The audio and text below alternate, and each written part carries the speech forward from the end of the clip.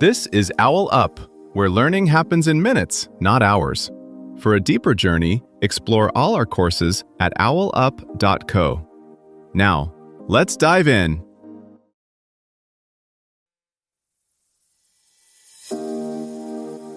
Welcome to Chapter 1 of The Cosmic Storyteller, Tales of the Universe. In this episode titled The Birth of Stars, Fact and Myth, we'll explore the fascinating processes that bring stars to life and unravel the stories that have shaped our understanding of these celestial wonders. So, let's dive in. A star is born only when roughly one out of many hundreds of cold, dark clouds actually succeeds in lighting up. Tonight, you're standing in a silent field. Above you, a sky of ancient stories. Behind them, newborn suns still wrapped in cosmic darkness. Most of the stars you see tonight were already shining before the first written myths were told about them. To early sky watchers, those points of light weren't physics problems. They were messages. A hunter frozen in mid-chase, a river goddess poured across the sky, a trail of ancestors keeping watch. Long before telescopes, people noticed that some stars wander, planets, some flare and fade, novae, comets, and some seem fixed like nails in a great invisible dome. From this patchwork of motions and colors, cultures spun wildly different answers to the same question. Who lit these fires? And why? Modern astronomy now reaches behind the stories, into the hidden nurseries where new suns first glow. Yet the old tales still cling to the constellations, like subtitles over a film whose backstage we're only just beginning to explore. Some of those fixed stars in the sky are anything but permanent. Over millions of years they drift, disperse, and vanish from their birthplaces, the way classmates scatter after school and rarely gather in the same room again. The Sun is one of those runaways. Its siblings are now strewn across the galaxy so widely that we've only just begun to hunt for them by matching their chemical fingerprints. While telescopes trace these quiet motions, the old stories stay pinned to the same patterns, preserving a human map on a sky that never really stands still. Star birth begins in places the naked eye mostly fails to betray. Giant molecular clouds so cold that hydrogen huddles into molecules and dust grains hoard starlight. Within them, turbulence and shock waves carve out denser knots. Most of these knots never amount to much. Only a few % of the cloud's gas will end up as stars. The rest is blown back into space, raw material for future generations. Once a knot tips past a certain mass, gravity wins decisively. If it gathers at least about 8% of the sun's mass, its core can eventually ignite hydrogen fusion. Fall short of that threshold and you get a brown dwarf. Too heavy to be a planet, too light to sustain a long, bright, stellar life. These failed stars still glow dimly at first, cooling slowly over billions of years. Reminders that collapse alone isn't enough. You need sufficient weight to press atoms into fusion.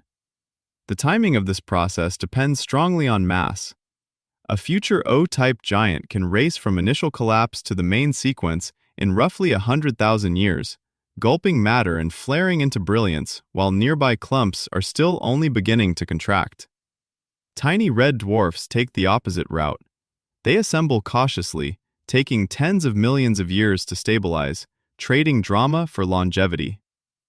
Our own sun likely grew up in a busy cluster of perhaps a few thousand siblings, born from the same cloud about 4.6 billion years ago.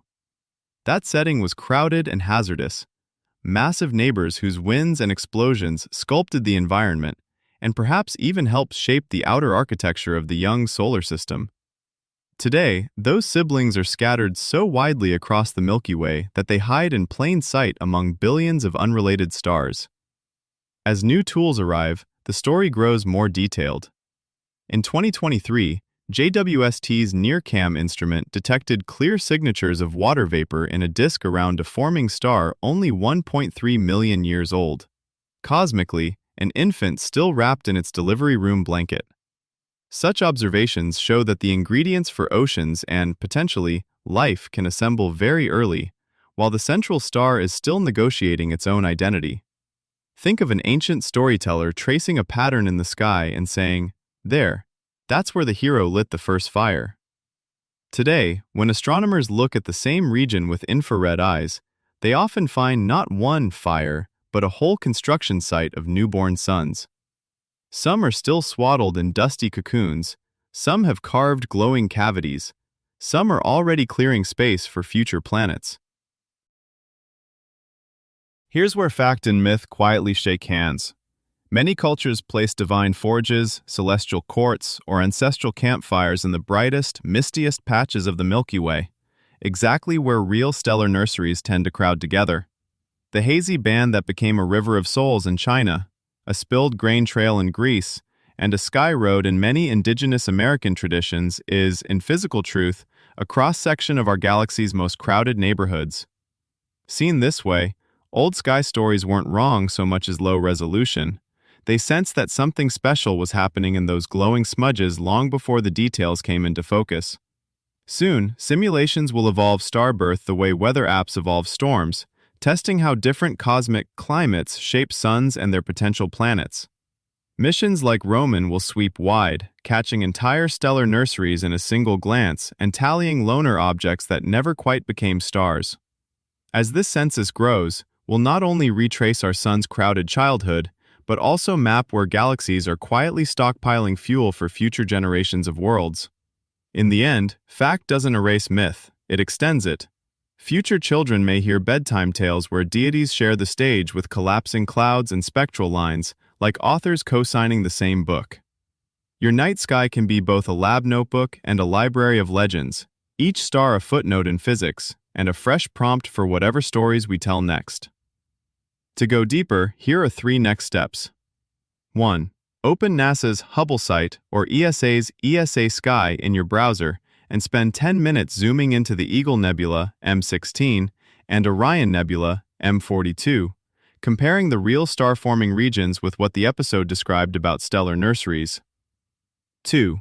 Grab a copy or audiobook sample of The First 3 Minutes by Steven Weinberg or Origins by Neil deGrasse Tyson and Donald Goldsmith, and specifically read/listen to the chapters on protostars and early universe structure to connect the physics with the myths mentioned in the episode.